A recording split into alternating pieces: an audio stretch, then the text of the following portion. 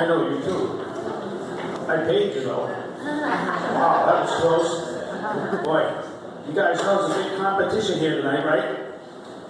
I thought there was anyway. Anyway, I want to make sure that, I'm not just going to go throwing out any phony compliments or anything just to win your approval if I'm not as funny as somebody else. You guys look way, way too smart. Right, handsome? Right, gorgeous? That didn't work there because those guys were sitting there. I actually had to, I probably shouldn't even have come in tonight because I just had to put an end to a relationship out in the parking lot. And I knew it was going to be tough to get over Donna because she was about 320 and I drive a Camry that's kind of low. So I had to back way up and jam it in first and take off. I didn't want to leave her like I left my first wife, alive. And I'm not going to let her ruin the whole night anyway. I want to tell you guys about a puppy that I just got. He's a micro T-chip poodle, micro chip teacup poodle. And from what I understand, in about a year, he's going to be quite a handful. Got some other problems, got some family problems. I just found out I had a half-sister. Didn't have to be that way. She should have stayed my whole sister, except she pissed me off when I had a chainsaw and I was drunk. So, anyway, my family and I really don't get along that well anyway. I lost 18 pounds and I thought they were jealous, but when I sobered up, I found out it was because I left my nephew in a carriage over at Walmart. So that didn't work out too well. How's everybody doing? Everybody getting pretty good jobs lately? I got a job at the, what do you call that place? The dollar store. Not Price Right, but that's where they sell the spoiled meat that says, best if you eat it before 4:30. That's not the moment. Got a job at the dollar store anyway, and they didn't tell me too much when I first got there. I had to figure out the pricing on my own, and like multiple purchases and stuff, I had a calculator for that. So it started to go pretty good. You want about 14. Cool, I don't care. Your bike's outside, changing a tree. I'm not going to tell the cops anything. Everybody needs door money.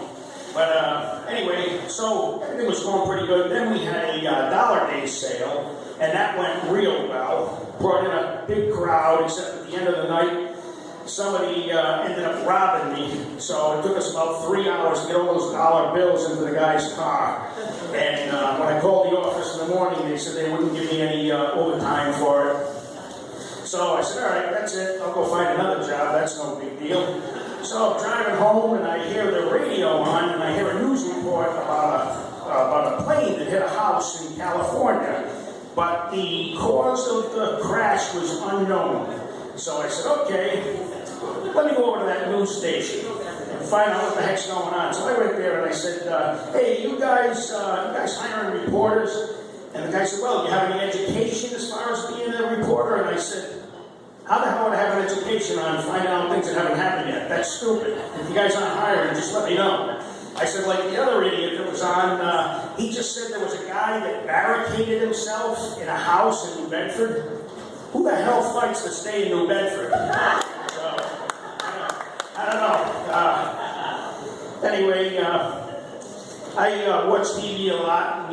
Half the stuff that's on TV is just absolutely horrible. You can't believe half of it. I bought a Mama Celeste pizza, and I brought it home. It said all natural.